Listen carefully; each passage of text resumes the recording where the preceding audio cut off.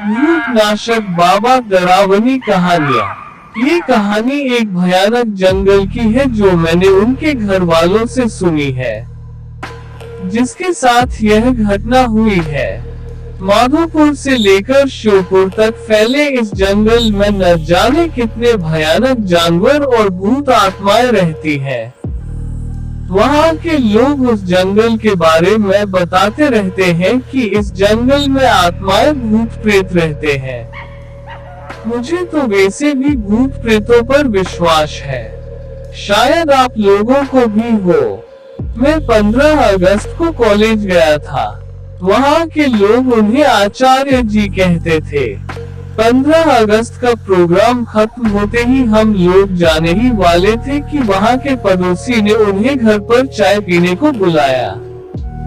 तब हम लोग उनके घर चाय पीने गए तो ऐसे ही बातें हो रही थी।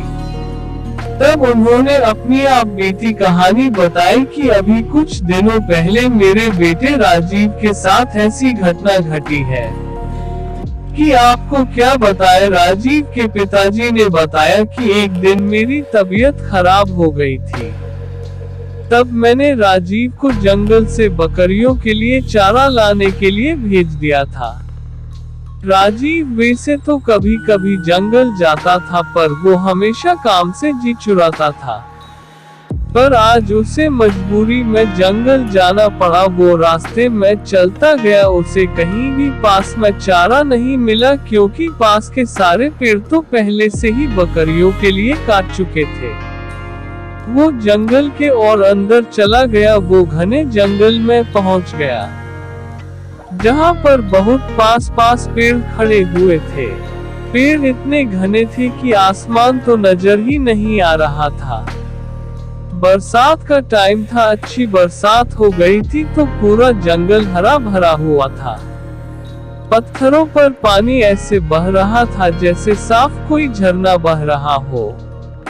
पहाड़ों से नीचे की ओर आता हुआ पत्थरों पर साफ पानी बह रहा था। वहां पर इतनी शीतलता थी कि उसकी देखते ही थकान दूर हो गई। उसने सोचा कि पहले मैं थोड़ा आराम कर लूं, फिर मैं पत्तियां काटकर घर चला जाऊंगा। थोड़ी देर ही हुई थी उसे सोए हुए। उसने सपना देखा कि वह चारे के चक्कर में बहुत दूर आ गया है और वह रास्ता भूल गया है।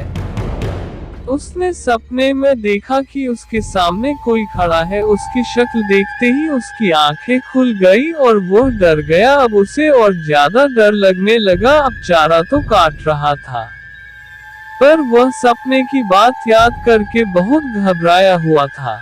उधर सूरज भी ढलने वाला था। उसके हाथ दूर दूर तक किसी की भी आवाज सुनाई नहीं दे रही थी। वह जल्दी जल्दी पत्तियां काट ही रहा था कि उसे आपस में बातें करते हुए एक आवाज सुनाई दी। उसने सोचा कोई आदमी होगा तो मैं उसी के साथ घर चला जाऊंगा। उसने जल्दी से पत्तियां बांधी और वह आवाज आ रही थी उधर की ओर चल दिया पास, पर उसने ये ध्यान नहीं किया कि वो आया किधर से है और किधर जा रहा है। वह उल्टा जंगल में घुसता चला गया। आवाज और साफ सुनाई देने लगी तो वह और आगे बढ़ा। उसने देखा कि दो लोग आपस में बातें कर रहे हैं और उनकी पीठ दिखाई दे रही है। उसने उनके पास जाकर बोला, क्या तुम मुझे घर जाने का कोई छोटा रास्ता बता सकते हो? इतना उसने कहते ही वो दो लोग उसके सामने से ऐसे फुर हुए कि वहाँ कोई था भी या नहीं।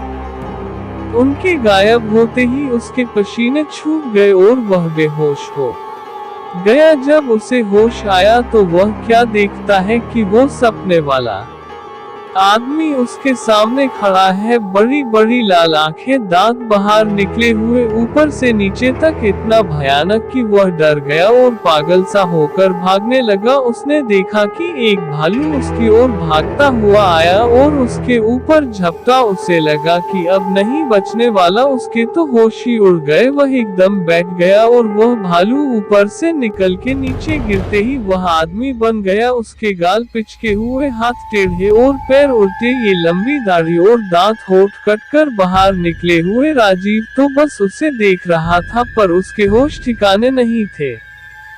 वह वहीं पर गिर पड़ा। इधर घर वालों को चिंता हो रही थी कि अंधेरा हो गया, राजीव अभी तक क्यों नहीं आया। उसके बड़े भाई ने कहा कि अभी आता ही होगा। सब लोग जब इंतजार करके थक चुके थे, रात के 10 बज चुके थे। अब उसके भाई को लगा शायद कुछ तो गड़बड़ है।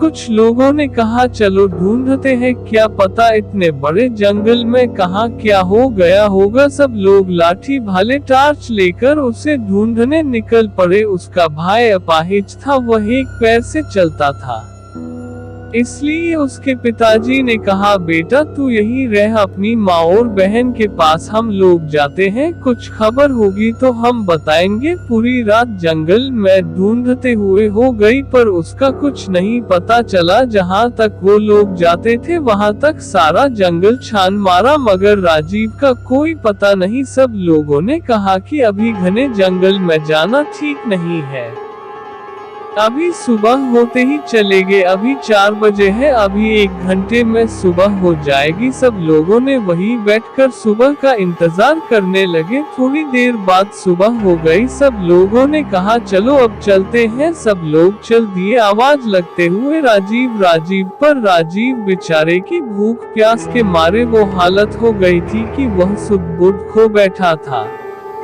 उसे अब यह नहीं पता कि मैं कहाँ पर हूँ। 2 दिन हो गए, राजीव का कहीं पता नहीं चला। अब सब लोग परेशान थे। उधर राजीव का भाई बहुत व्याकुल था, बेचारा कुछ कर तो नहीं सकता था। वह जाकर अपने सामने खड़े हुए नीम के पेड़ के नीचे गड्ढा खोदने लगा और कहने लगा मेरा भाई आएगा, मेरा भाई आएगा, वह कहे जा रहा था। दोस्तों उस नीम पर वह रोज सुबह ढूंढ जाते थे, उसे अपने देवता का निवास मानते थे। इधर उसके भाई की पुकार सुन के उनके देवता निकल पड़े। उधर रात हो गई थी और राजीव को उन भूतों ने घेर रखा था। भाई वह खुद बता रहा था।